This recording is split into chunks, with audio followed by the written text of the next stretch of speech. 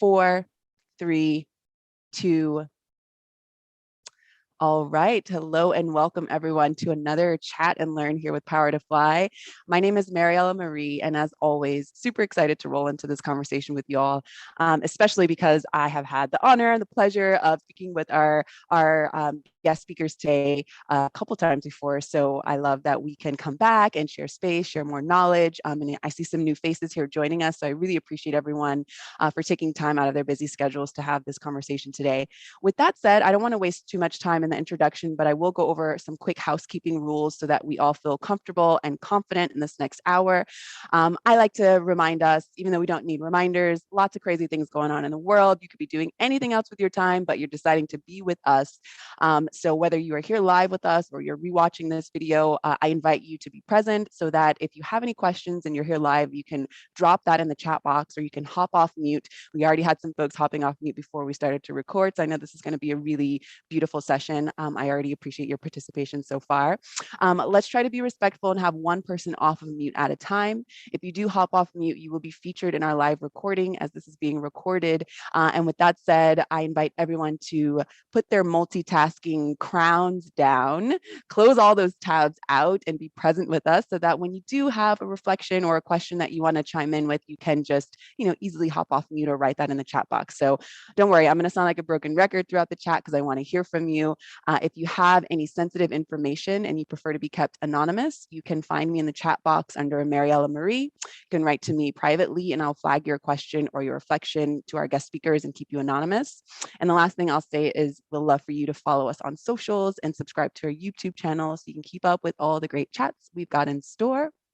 And with that said, if this is your first time joining a chat where I've moderated, let me just introduce myself briefly before I pass the mic to our guest speakers. So I'm calling from Patagonia in Argentina, originally from California. Love speaking about how we can deepen our emotional intelligence in creative ways at home and in the workplace.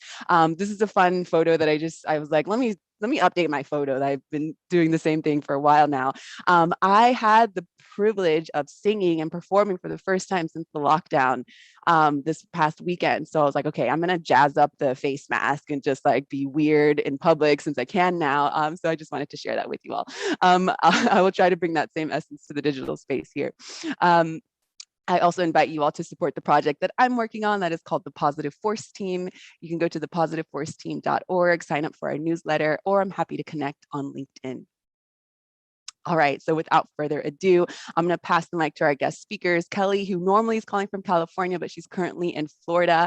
Let us know a little bit about yourself, how you came to learn about Power to Fly for those who are just meeting you now for the first time, and then what you're excited to share with us today, Kelly. Absolutely. Thanks for having me. Hi, everybody. Like Mariella said, my name is Kelly Kugler. I'm originally from New York, which you'll probably hear in my accent any moment, but I moved out to California in 2013. I've also lived in Seattle. I also lived in Amsterdam. Right now, I'm in Florida hanging out with my mom, which is always fun. It's a little hot, but that's okay. I worked for many years in international recruiting, mostly in the technology space. And then in 2020, I launched Allora Collective. We are a team of international career coaches that help people make career changes, transition to remote work. And we also help with strategic relocations because we've all either lived as an expat in multiple cities or as my counterpart you'll hear from in a second, Anina is living her life as a digital nomad right now as well. So we're really excited to be here. I first heard of Power to Fly in 2019. I did my very first event with them about navigating career change and relocation. And what I appreciated about them was the letter from the founders of how they were really focusing on finding resources for women at that time to have more flexible work and to really redesign their lives so it really fit them better. So that's what we appreciate most. Really excited to be here and happy to help you all make some changes because we deserve it. We don't have to be stuck anywhere we want to be, but sometimes we need a little help just figuring out that next step. So thanks for having us. Absolutely. Thank you, Kelly, for that beautiful introduction. Allora Collective has just rocked my world the past couple sessions where I've had the pleasure of interviewing both of you. Anina, now I'm going to pass the mic to you. Anina is calling from Georgia. Let us know a little bit about yourself, again, how you came to learn about Power to Fly for those who have not met you yet, and what you're excited to share today. So I love the story. So I kind of came across Power to Fly in 2019 as well. So the dates will sync up with Kelly's very first event. that was exactly the same event that I attended for the first time. So I was looking, of course, to also change my career, and we'll talk about it more later, to change my career and pivot and to be a remote designer. And she did a talk with Power to Fly. I've met her. I really loved what she said. And we kind of just went from there. And about a year ago, we reached out to each other again. And now we are both hosting on Power to Fly. So Power to Fly is definitely I want to say like a matchmaking platform for connecting ladies that really want to make a difference and help people in their careers. So that's how I came across Power to Fly. I really do love their mission and just trying to empower and enable females to know there's opportunities out there, and we just need some guidance along the way. So from that, I'm of course working as a designer, as a digital nomad or a design nomad. I think that should trend. Right now I'm in Tbilisi, Georgia. I'm actually born and raised as a South African. So I'm all the way from down under in the African continent. I'm representing a little bit of everywhere. Right now, I'm a coach at Allora Collective for the past year or so, working alongside founder Coach Kelly and as well Coach Rachel, where we really help our clients and especially designers and transitioning designers getting into the field of design. And we'll definitely talk about that because I do feel passionate about seeing design not only for graphic designers or logo designers or visual designer, but really it's quite broad. And I really want to break free from that stigma of who can actually design. And I know we'll have a few questions about transitioning and changing paths. So I'm really excited to be here. Thank you so much, Mariella, for hosting us again and having you here. And your energy is amazing. And I'm sure it will just be an amazing session today. Awesome. Thank you so much, Anina. All right. So I would love for both of you or either of you to cover some of the principal themes for today's conversation here that we see on the screen. Sure. I'll jump on that one. Really, today is all about making career change and career pivots, right? Where do you start? Where do you go from there? How do you map it out? How do you even come to the next step? And it really started because Power to Fly is doing a summit in a few days next week, which part of that summit is about making career change. So we really wanted to kind of give you guys a jump start to it. It's also something that resonates with us because we've all done it. I'm on, I think, my fourth pivot, which we'll get into in a second. We're each going to tell you about our personal experience pivoting. But really the core is you have to think about where you want to go. Sometimes people want to make a change and they're open to everything. And what'll help them is to figure out what they don't want to do again. But either way, you have to start making a list. You have to start putting the pieces down on paper, and then you can figure out how to form a strategy, right? How you land those roles and how you package yourself and sell yourself into those roles comes next. One of the biggest things that I see that is a common mistake is people assuming they have to start completely over, and that is usually not the case. You can target companies where you may have industry experience, but you're looking at a new role. There are ways to leverage your previous experience, which will make you stand out from other candidates, and it will also allow you to ask for the higher end of compensation that's allotted for that position, which is always something that we want, is to try to get more money. Yes. Okay, good. So I know that this is going to be such a thorough and enriching conversation. I am going to just stop sharing my screen now so I can get these awesome questions that you all have submitted pulled up. We're going to take these questions one by one. And quickly, I just want to shout out where we're all calling from. So again, our guest speakers are calling from Florida, Georgia, not the state of Georgia, the country of Georgia. I'm calling from Patagonia. We've got the Bahamas in the house representing. We've got Kentucky. We've got Reno, Nevada, Florida, Hawaii. Where else here? We've got Austin, Texas, awesome Chicago suburbs. Great. So if you're just joining us, go ahead and drop in the chat box. Let us know where you are. Why? So maybe our guest speakers know a little something going on where you're located, and they can maybe, give you some exclusive tips and tricks based on where you are. And otherwise, just so that we know the power of digital community. All right. South Carolina represent. Awesome. Seattle, Washington. Thank you all.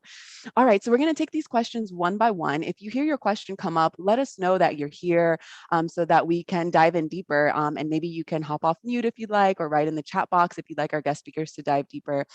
If you don't hear a question come up that maybe you submitted, or you have a question come to mind, you want to share a dream that you had last night, or just something that you have found very helpful in your own journey, again, we want to hear from you. So feel free to drop that in the chat box or hop off mute. All right, so let's start with this first question here just to set the stage. Kelly, let's start with you. What did your career path look like before you reached your current position? It's a great question. I love this question because it speaks to the fact that not only do we help other people figure this out, but we've been through it personally. So like I mentioned earlier, I grew up in New York, born and bred, as you'll probably hear. I actually went to university to be a teacher. I studied early childhood. I taught grades all the way from being a nanny all the way up to high school, regular ed and special ed.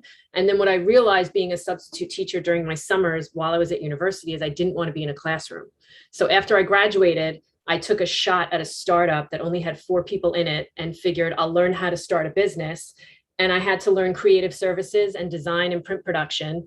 I ended up working with incredible companies like Bad Boy Entertainment and Aeropostale, but I learned sales, I learned production, I learned how to organize a business. I didn't even know what accounts payable and receivables was when I started. So I had to work my way up and figure that out. 10 years later, around the age of 30, I got really tired of people screaming at me because their postcard was trimmed 1/8 of an inch off. And it was not enough for me. It wasn't feeding me. And a friend said, "You're really good at sales, but you're also very organized. You should try recruiting because you're always in the middle." And I was like, ooh, maybe it's divorced child syndrome. I don't know what it is. I gave it a shot and I thought, okay, if I'm going to do this, how do I do it so I don't start over? So I started in creative and marketing recruiting because I already had that network. Same people, different ask. Instead of, do you have another print job for me? Or can we work on another ad release together? It was, I know you're not really happy in your job. Let me help you get another one. So that was that was actually my second big transition, right? Ironically too, learning early childhood and dealing with toddlers, and that's my favorite age is preschool, really helps when you're dealing with adults, by the way, just saying. So after the 10 years in graphics, I went into recruiting. That was November of 2008. It was 2 months after Lehman crashed. The whole world threw up on itself and everybody was getting fired. I was convinced it would be a great time to recruit. It was kind of a nightmare. It was a corporate job. I hated it. I would change into normal clothes in the bathroom because I had to wear a suit to an office, and none of my clients in an ad agency that had like purple hair and nose rings wanted to see me in a suit. I did that for a few years. And then the last role that I had in staffing agencies in New York was with a friend, and I got to work on the Google account, and I made her a deal. And I said, I'll do this, but I want to move to California someday. So you have to give me access to roles across the country so I can make friends in California. I did that. Filled a job in San Francisco, filled one in LA, talked to people in San Diego. Thank you very much, LinkedIn. Filled the jobs and then quit that job in the summer of 2013, gave 4 weeks notice, drove cross country, landed in LA, and figured if I've been helping people get jobs and I can't figure this out, maybe I shouldn't be doing this.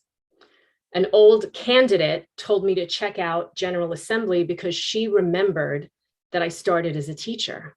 General Assembly is boot camps. They teach you to transition your career with a quick 3-month course into web development or UX design. I went to their open house and I'm like, I really like what you're doing, but what happens after the course? And they were like, we don't know yet. I'm like, how are you teaching people things if they don't know how to get a job? So I used what I knew from learning how to be a teacher and write curriculum. And I built an 8-workshop series and taught all of the students of the web development, UX design, immersive courses, how to get a job with the knowledge of what I knew from recruiting, right? After that, after the early days where it was very hands-on and they started going into more quantity of growth, which wasn't really for me, I ended up taking a job with the National Football League. I built tech recruiting for them. Before that, they only had used staff agency. So I was the first internal hire to actually do that. I got to retrain interviewers. I got to teach them how to ask better questions. I got to introduce them to organizations like Women Who Code and Girls Who Code. And I got to really push as hard as I could to open those doors up. And then I realized that that wasn't quite for me and I wanted to travel. So I took my first solo to Italy and I'm like, I only want to work with people that travel. So I used my network, which is what I told everyone else to do. And I asked around and I got connected with someone at booking.com. And what I said to her was, I know they're looking for a recruiter in Amsterdam, but nobody's going to move me to Europe, even though I want to live there, but make the connection anyway. They moved me to Seattle. I built tech recruiting for that office. And then after 7 months, they said, we want you to come to Amsterdam. I got to learn international recruitment. I did 2 jobs at once and had a new boss, and everything was crazy. And then I decided that I had ticked my boxes. I learned how to travel across Europe. I learned all the visas internationally. This is what I wanted to do, but I was still stuck fighting against the company internally. And I decided to come back to LA and figure out what I wanted to do. I started with kellykugler.com, focusing on candidates, coaching, wondering, is anyone really going to pay me for this? Like, this is what I like to do, but I don't know if I can make money out of it. And then the Allora model came because I thought it's not enough to be one person. It's not enough to give someone one person. They need a team. They need crossover between time zones. They need different experience. And today we have Allora Collective, a team of international coaches that help people navigate career change, remote work transition, and strategic relocations. And I couldn't be happier to see where the pendulum is swinging in terms of the workforce right now. People are getting more offers, interviews are picking up, more recruiters are being hired in the last couple of months. That means hiring is going to uptick in the next few months. And the companies are not going to have the leverage they had years ago when they made us sweat through the recession. And you are going to be able to find the change that you want. And we're so excited to be here to help you. Yes, I'm throwing digital confetti. So inspiring. And also, I love that you left this on a positive note, like, because it can be very cumbersome to think, okay, I'm interviewing, I'm applying, nobody's hiring, but I know the market is big. So I love that based on your journey and your experience, you are like, and you will definitely find something. So thank you so much for that encouragement, Kelly. Okay. Anina, let's go with, oh, sorry. Sorry, one more quick point. You really don't realize the things in your career that carry over until much later. Nobody could have told me that I loved being a nanny. Like, you could put me in a room of 32 to 5-year-olds and I am the calmest, most patient person in the world, but put me in a room with like technology executives and I'm like, get on it, let's go. So it's really an incredible thing. But the idea that I ended up working and I ended up really doing well, helping really smart people in technology that don't really have big social personalities is so ironic, but it makes sense because young kids can't actually communicate and tell you what they need. You have to figure it out. So when you think about a career change, don't be afraid to look all the way back. Don't be afraid to kind of think of the things that you really enjoyed, right? And see how they fit into where you can go forward. Because you'll be surprised of how those connections happen. Sometimes you don't even realize it, but it's crazy. Like toddlers and really, really, really smart people in technology. Yeah, there's a coincidence there for sure. Yeah, I can make a direct link to one big name right now, but I won't name drop and cause any fire. I think we know who you're talking about. Okay, so actually this is great. Anina, before I move on to you, I see that Amanda is already like dropping her ways of connecting in the chat, and I want to encourage everyone else to do that as well. Let's really use this time to, network authentically. You can do that a number of ways. You can turn your camera on if you feel called to do so. You can drop your preferred way of connecting in the chat box. You can, of course, respecting everyone's, space, digital space here. You can maybe private message someone if you see that maybe you have some things going on that are similar, just to encourage each other. So thank you. Anina, how about you? What did your career path look like before you reached your current position? Definitely, I'll start with it wasn't linear at all, right? I think that is definitely the one takeaway that I will start. It's like a tree. It really went into different directions. And at first, like Kelly, I didn't have any clue where it will go. Right. Retrospectively looking back, I was like, all those dots connected.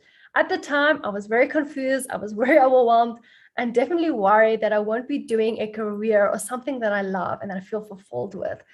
So my journey started, of course, back in South Africa. And I'm taking it a bit more further than my working career, because I really want to start at how it all started. So I grew up, of course, in South Africa.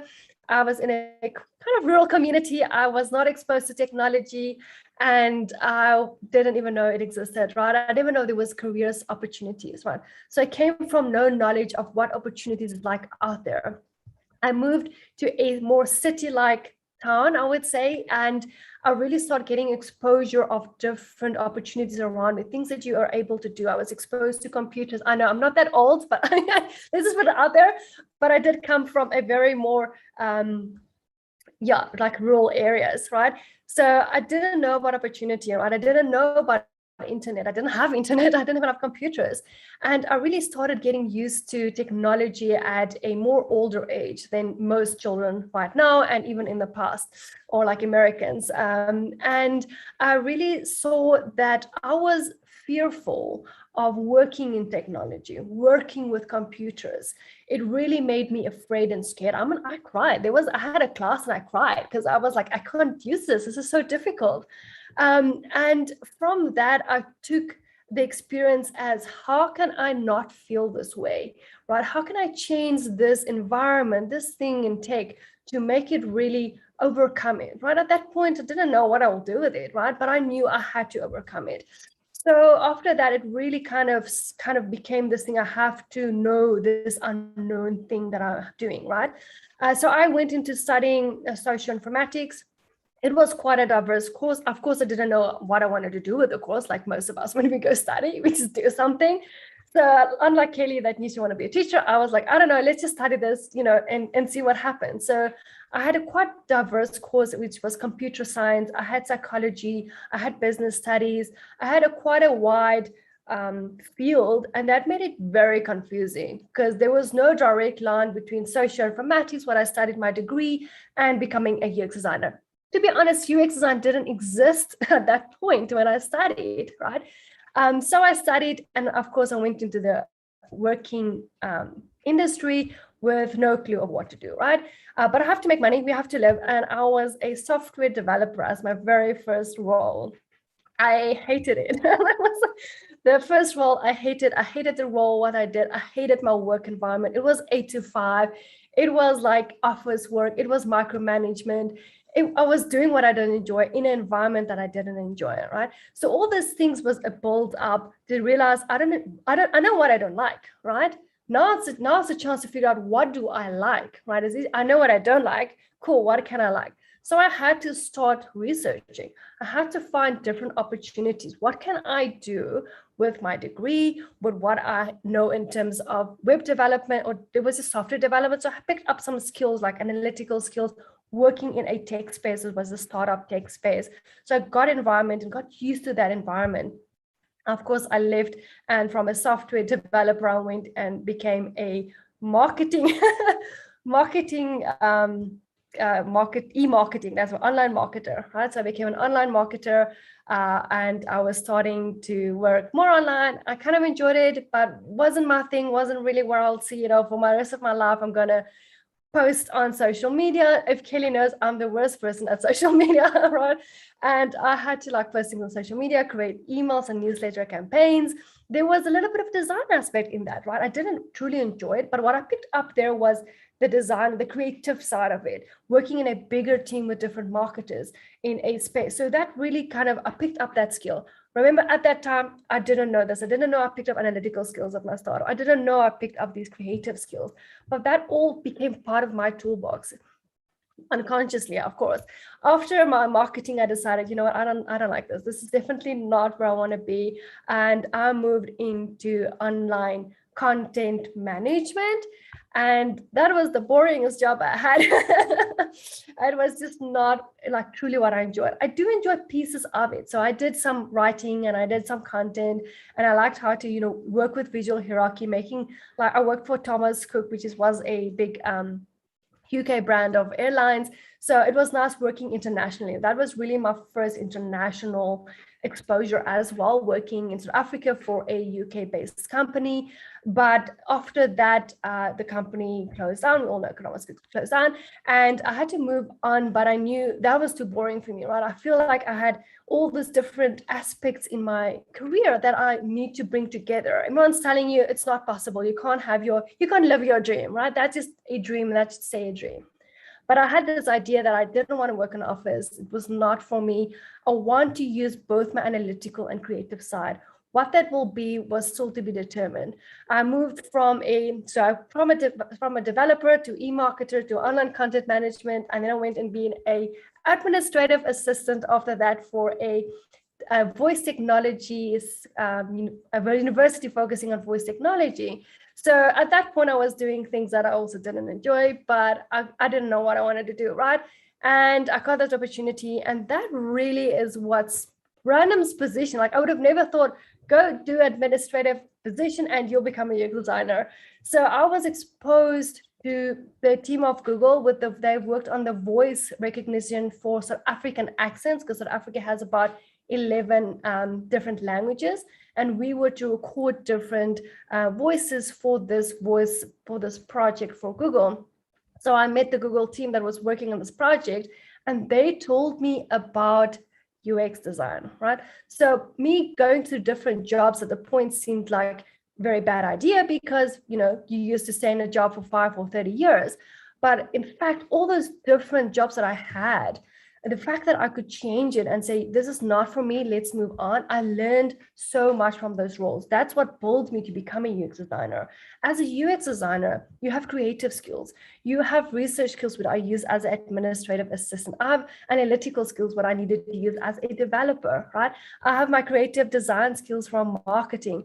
There's so much that I learned through all these phases on this little tree. I like to see it as a tree. It was a tree. I started like this with my degree. I branched out, and now I'm this fully tree with leaves on it, right? Because now after I've got out of exposure, right? I don't have LinkedIn, right? If I had LinkedIn like Kelly, I would have probably been faster on my road to UX design. So I took the long road, and you guys don't have to. That's why we're here. And after I've actually started exposed to UX design, I came and started to learn about it after work, right? I started to up my skill. I realized I want to be in this position. I'm very curious about it, but I have to build some of it like a portfolio. So that's when I started really working towards building a portfolio and getting some exposure and some example of work. And then I started to apply for design jobs, and lo and behold, I got design jobs, right? It shows when you can align with your values and your skill sets onto a position that you really want to apply for. So fast forward, I worked, of course, since then I worked in tech as a UX designer.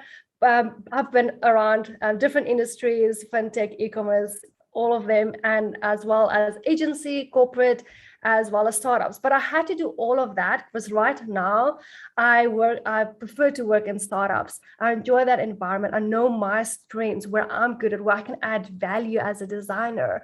I also realized as I went through my journey that part of it is I love helping people, right? And design is exactly that. It's helping that 14-year-old me struggling on a computer. I'm now helping, making sure no one has to be fearful of anything and working in any technological environment. So I'm actually doing what I never thought of doing as a 14-year-old girl.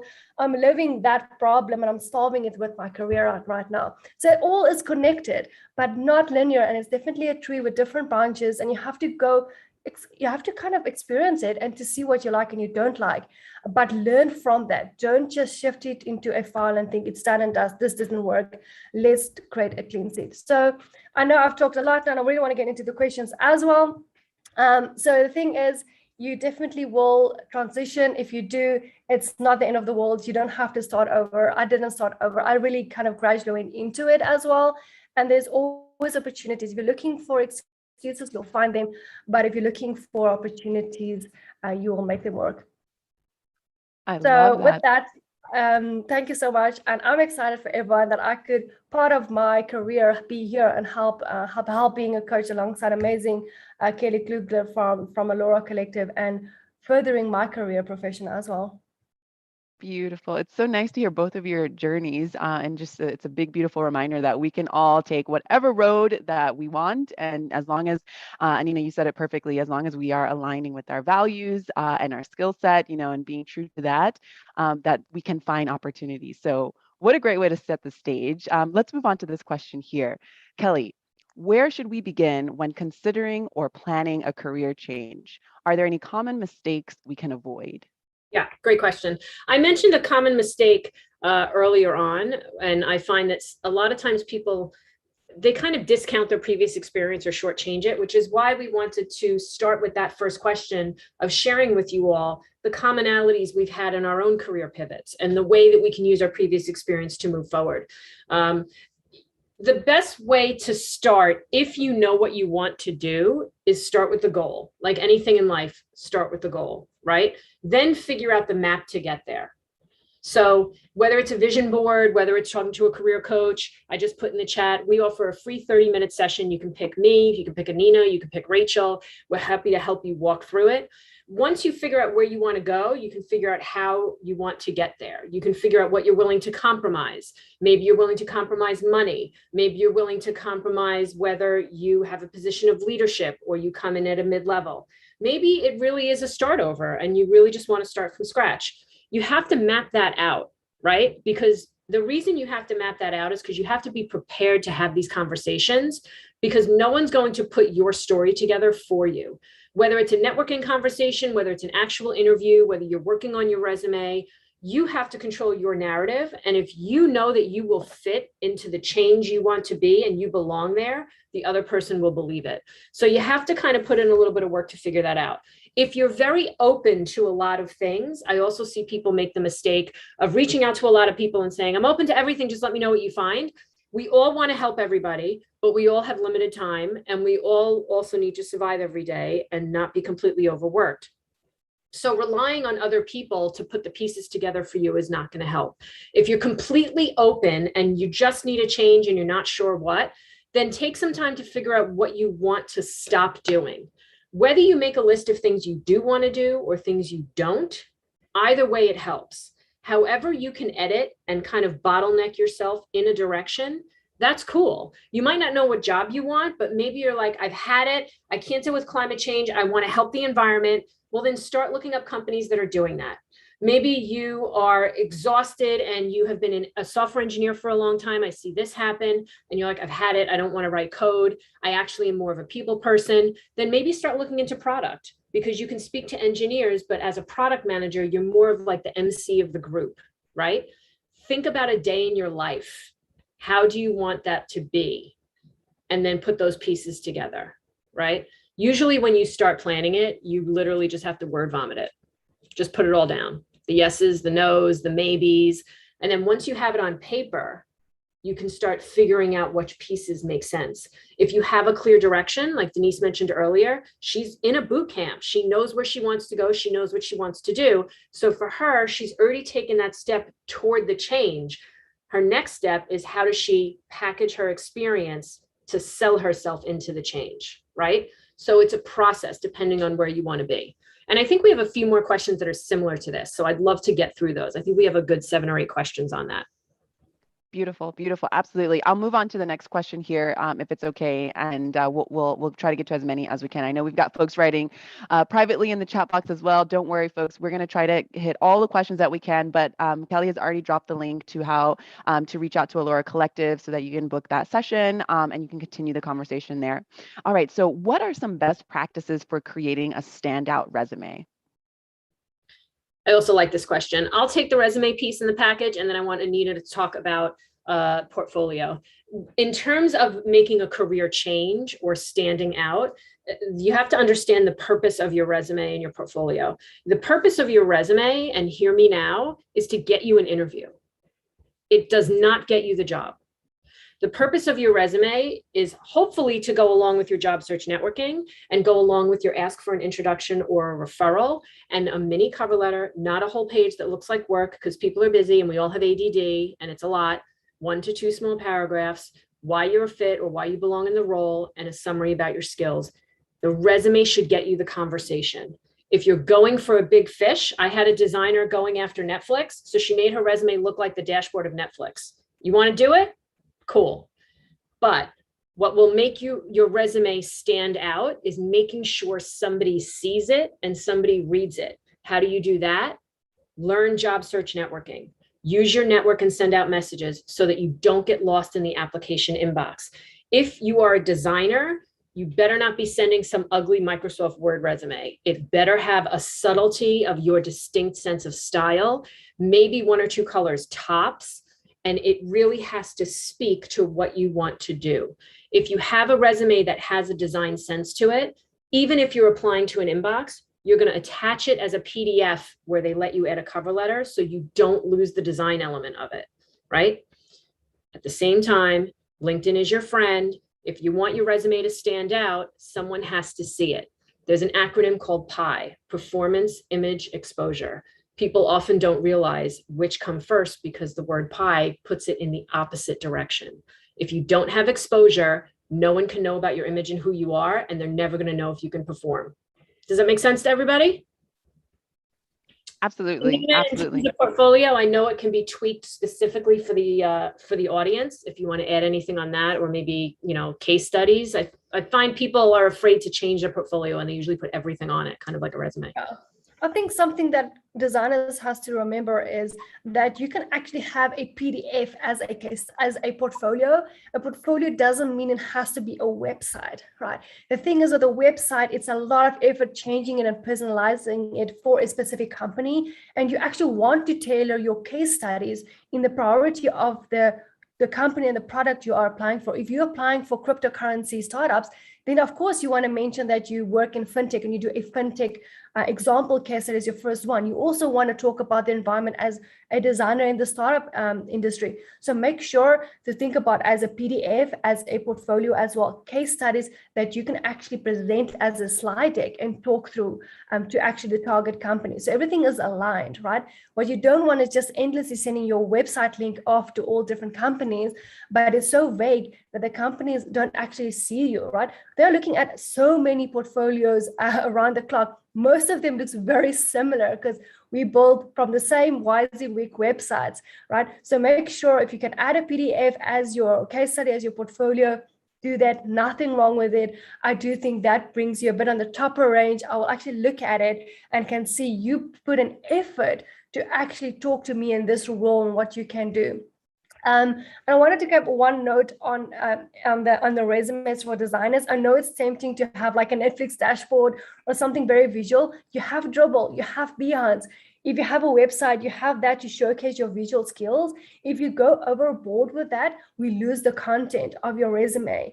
And like Kelly mentioned, that is so important. We still need to read what you can do, right? Especially as a UX designer, you're not only doing visual side, you're also doing research side as well. So make sure the content is still the focus and bring in your touch of style. I like to have personality and see who you are as a person in both your portfolio as well as in your resume. And have a look at our blog. I've written a 10 portfolio checklist for you to get you started and making sure that you can create a standout portfolio for your next role. Beautiful. Thank you so much. Okay, so I'm curious to know from our live callers here, can you all drop in the chat box or maybe add it behind your name? Where are you pivoting into, from what to what, or are you currently interviewing, just so that we can just see, high level where we are on this chat? I would really appreciate that. Until then, let's move on to this next question. How is interviewing as a pivoter different from other interviews we might have had before? I love this question. So it is not your fault that you haven't learned how to sell yourself in an interview, because no one has taught us that throughout our lives. If anything, well, I'll speak as a woman, we're taught to be a little bit more quiet, except when I played baseball with the boys, and then I was allowed to be a little bit louder. But nobody teaches you this. They teach you job skills, but they don't teach you how to talk about yourself and get into it. It takes practice. It takes help. It takes, either talk to yourself in a voice memo and make a video, or talk to a friend, or find a career coach that can help you frame that. When you're going into an interview as a career transitioner, you need to be prepared when you step in to focus on your strengths of what you bring to the role and what you will deliver. You cannot show up to an interview expecting the other person to figure out why the change makes sense for you. You have to have that pitch ready. Right? You have to prepare it ahead of time. When you think about your career experience and you do your STAR stories, if you go to our blog, we have one called Interview Prep, where I break down using STAR method for you. You think about your career examples, and then before the interview, you tailor each example to that specific career change. So if you're interviewing at a data-centric company, then any example you give in your career should involve how you use data, why you know it's important, and where you see the value in using it. So you have to create that sell, and you have to create that package before you get to the interview and speak to those folks, because they are likely going to come into the interview seeing what's missing. Your job is to focus on what you are bringing and what you're delivering. so they don't focus on the other. It's also depending on experience, it's really more of a one-on-one conversation, where you're coming from and the experience you have. But that would be my best advice for it, is you're not defending your resume, you're presenting where you're going next. It's not about your work history, it's about where you're going next. And it's a different way of presenting yourself. I love that. And speaking of where people have been and where they're trying to go, I'm just going to shout out what people have dropped in the chat box before we move on to the next question. All right, we've got operations to web development. We've got organization development and DEI, consulting, facilitating. I'm assuming, Joe, you're transitioning into that. We've got here software marketer pivoting into data analytics. Pivoting into talent, people, operations, qualitative research back to UX, and hopefully service design. Anyone want to comment on any of those? Thank you so much for participating, everyone. There's commonalities in all of them. All of them. Without even pointing them out, there's commonalities in all of those pivots. So it's really about putting them together and then practicing your pitch so you're prepared when you go into it. Beautiful. All right, let's move on to this next question here. How can I show employers that I might not meet every qualification, but my status as a career changer means I am more passionate and motivated? I love this one. Do you want to go, Kitty? Yeah, I do. I want to attack this question because stop starting with what you don't have. That's my statement. Do not start with what you don't have. Whatever you're missing, know the wiki definition of it, know why it's important, know the pros and cons, but go into it with, although I haven't had practical experience with that circumstantially, here's what I do know and here's what I've done that's relevant. And this is why I know that what I'll be learning when I step into this role is important. You have to almost steamroll past the things you don't have. Because if you walk into that conversation stuck on the things you don't, the other person will feel it. And there won't be any confidence coming across to show your potential. Go ahead, Anina, what were you going to say? I mean, that's perfect, right? And I think it comes back to if throughout my career as learnings as well, it's like if I wanted to find excuses for not pivoting into this different options, I would have found them, right? I was not right for any of those. But I did them all and it did lead me to where I'm now. So I like that Kelly said, do not focus on what you don't have, focus on what you can do, understand the value that you can bring to the role and the company, the product that you want to apply for, right? Even if you don't have the specific skill set that you think you need. Remember, also sometimes I put on shitload of skills and requirements to have as a designer, like this unicorn out there. They might exist. I don't truly believe it. But the thing is, it's not about matching all those skills. It's really seeing if you're a good fit for the culture, for the product, if you can see value that you're going to add and help them grow. So I definitely think focus on making sure you understand how you can add value, because if you don't understand how you can add value, you won't be able to sell yourself. You won't be able to portray confidence in an interview, in your resume, or in your portfolio. Beautifully said. I love that you all are attacking that question and just being on the positive side, right? To focus on what you have and allow that to open up room for opportunity. Anina, you also said this in your introduction. If you want to find, excuses, you can find them. If you want to find opportunities, you can find them. So I really appreciate the way that you all are holistically presenting that and backing it up. All right, time is flying. Let's try to get through a couple more questions here. Again, if this is your question and you're here with us, let us know that you submitted this. I come from a field that is generally very misunderstood and underestimated, librarian. So the myriad skills required are not well communicated by my job title. What is the best way to explain and sell these skills? Do I need to prepare a quick way to present this in interviews, or is this better handled with a strong cover letter, and specifically tailored resume, etc.? So I think this reverts to one of the earlier questions where I mentioned, I need you all to understand that job search is a process and there is a purpose for each step.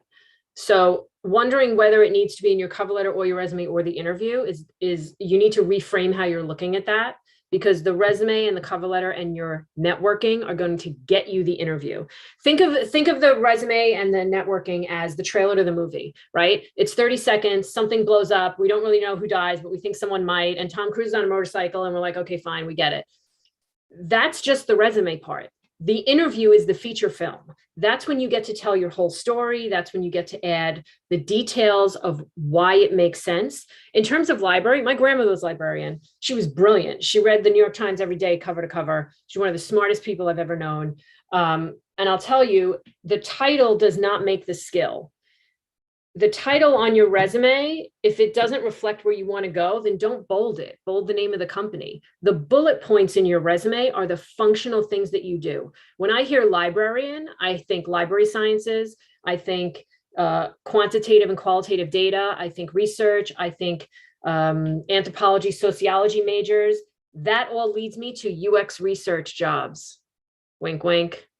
By the way, when UX research jobs first rolled around a few years ago, we were looking for people with backgrounds in library sciences.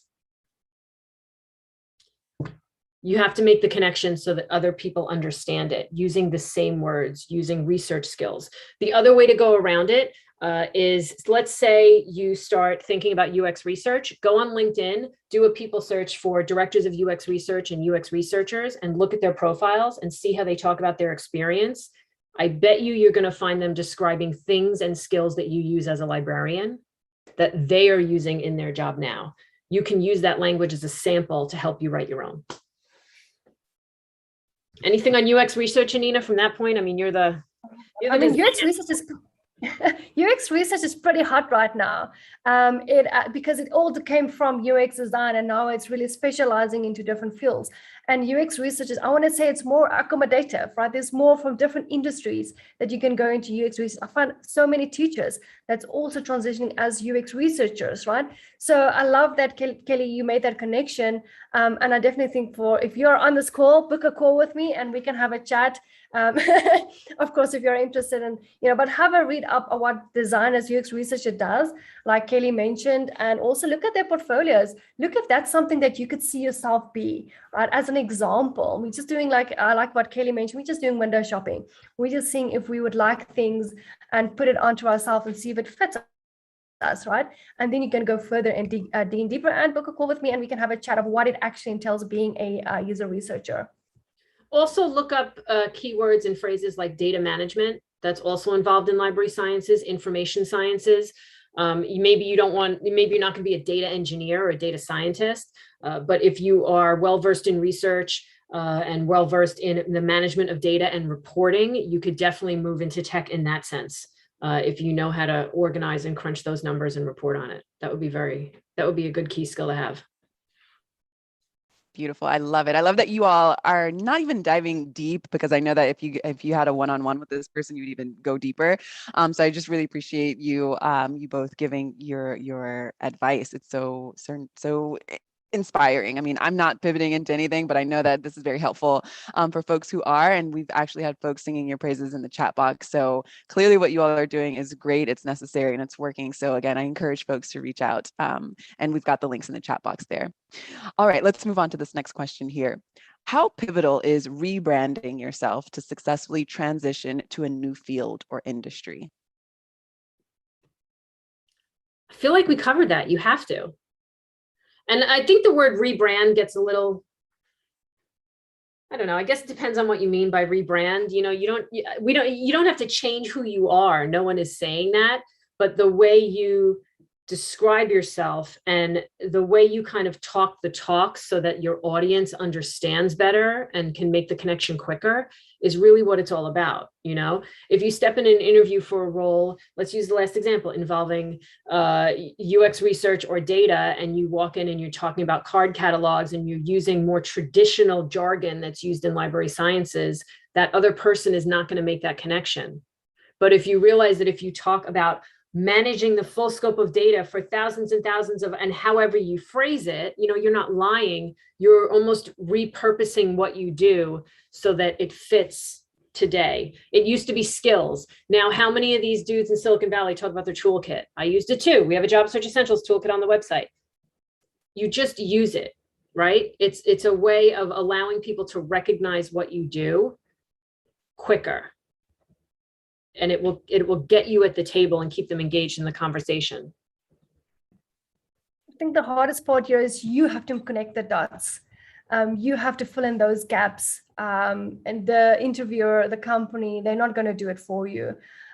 Is you have to make sure that you understand, okay, I'm being a librarian, but you're more than that, right? Like Kelly pointed out, but you have to make sure that you understand how you can translate what you're doing into the new role that you want to transition into.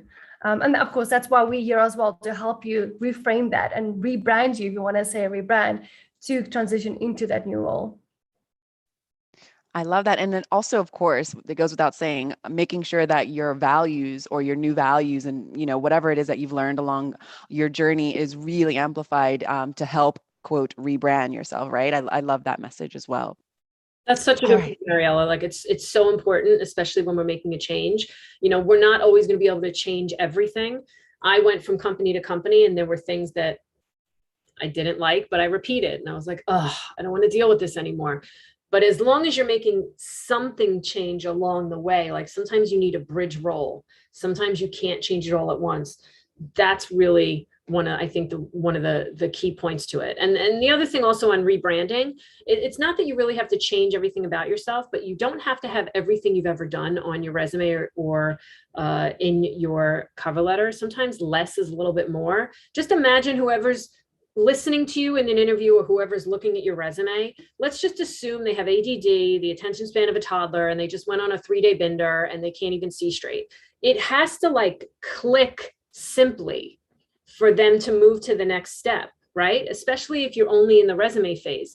By the time they read halfway through, if they don't see the connection in a quick skim, someone's going to Slack them, someone's going to pull them into a meeting, they're going to get distracted. So it has to be obvious. You can trim it down and you can always offer a long format resume if they want to see everything, but give them what connects you to the role and what's important. They don't always have to have everything. I think that helps with a rebrand as well, like focusing their attention on where they need to see in order to move forward with you. I love the analogy that you gave of the preview versus the film. I mean, that is a very beautiful visual to remember. And it's okay, here's the sneak peek, here's the trailer. If you want more, I'm happy to give more. So thank you for that. We've got about 5 minutes and we didn't get to one question here, but I think this is a really important question to cover, especially because I know that we are very mindful people on the call here. So what's the best way to wrap up a role without burning bridges? Oh, I love this question. Early in my career, I was definitely more New York-ish, and I followed the patterns of others around me. And the only way to end things was to burn. I have since learned about that. Unless you're dealing with a very toxic person or you're in a toxic environment where maybe HR had to get involved, in which case I would say, go to HR, less is more, write the letter that you're resigning and walk away. The best way to end a role is to almost give them, you have to present it in a way where they can't really argue with you, right? I'll give you an example. When I was giving my notice at NFL, I won't tell you why I wanted to leave NFL, but I definitely did. After about 6 or 7 months, I'm like, this is not the place for me. And then when I got my offer from booking.com, the way I pitched it and told my boss was, so part of my job will be that they're going to fly me to Amsterdam because I'll be the only recruiter in the US, and I'm going to get to go to Amsterdam every quarter. That's all I said. And he was like, that's amazing. Like, if you can just deliver the news and make it about, this is an opportunity that you as a company and you as my boss can't actually give me right now. It is not personal, but how could I say no to this? Then you have the best chance of moving on with their support. If you're going into it because you want to make a statement about how you didn't like working there and things you want them to fix, then you are actually framing the conversation to be combative. And you want to just stay away from that, because as much as we do want to do that, from my experience, it's just not worth the energy. It's not worth the statement. If you want to do that, then leave on a good note and then maybe meet up for coffee a month or two later and say, I did want to share with you some feedback if you're ever open to it, but try not to burn the bridge. It's just not worth the aggravation, especially nowadays, the way everybody can just post anything. And you know how brave people get when they're anonymous, like ridiculously. So that's what I would do. If you present it of, listen, it's nothing personal. I've enjoyed my time here. I don't know how to say no to this. And if the I company love that. reacts poorly, that shows you who they are. That has nothing to do with you. I love that. I mean, I hope that more people will go over to Allora Collective so you can just drop knowledge like this and encourage and, inspire. We've got about 2 minutes left, so I would love to give the floor back to Anina and Kelly to let us know what they have coming up, how we can connect with you all when this conversation ends. And again, I really appreciate everything that you have shared with us in this past hour. Thank you. Yeah, like we mentioned, we offer one free session for 30 minutes with any of the coaches. You can choose from me, Anina, or Rachel. Rachel is actually currently in Thailand. She'll be moving to Paris at the end of the month. She's also a fellow expat like me. She's originally from the UK and France, so she has multiple experience, and she's a recruiter on the non-tech side. So book a free session. Follow us and connect with us on LinkedIn. We are always happy to network and take a look at messaging. We offer a lot of free resources on our Instagram and on our blog, free downloads and tips and tricks that'll help you in your job search. I believe our next event with Power to Fly, we didn't pick a date yet, but we're working on November. And it's very likely we're going to talk about preparing for more virtual job fairs. We did that last month, and those are coming up shortly. And Power to Fly does them, and they're excellent. So it's a really great opportunity, I think, better than the old school showing up with business cards, and that's likely what'll come. So join our email list and follow us on Instagram and LinkedIn. You'll be the first to know. Beautiful. Anina, can you leave us with some food for thought as well? Something we can end this conversation off with? Yeah, I think Kelly kind of summed it up quite easily, unless you were talking real food, because then I'm ready. Then I have some ideas for us. But yeah, so you can definitely look at, if you're transitioning into becoming a designer or a UX researcher, or even UI designer, visual design, please book a free session with me. I'm happy to help you talk about design. I'm in the tech industry. I've worked at different areas. So if there's anything in that industry that might be scaring you, or just thinking you won't be able to transition into because you have to have a set of skills, I'm happy to help you around, also show you ways of actually transitioning, maybe upping your skills, talking to people, having actually interviews, more like chats with people in roles that you would like to be. If you wanted to be a UX designer, chat to someone that's a UX designer, like find a mentor, find a coach. Here we are, right? To make sure that when you want to do that big move, internally it feels right for you. And someone else would also tell you, yeah, Kelly, I don't think you should do this, right? Or I think, yeah, you know what? I see potential. I can see how you can progress in this industry. So we are open. We like to help. That's why we're here. So book a session and follow us on social media. Awesome. Lots of folks dropping in the chat box. They really appreciated this session. So I'm so happy that everyone could, stay with us and drop their questions and reflections in the chat box. I hope to see you all on the next conversation. Kelly and Anina, it's always a pleasure to be moderating your conversation. So again, thank the both of you. All right, we'll see you on the next chat. Thanks, everyone.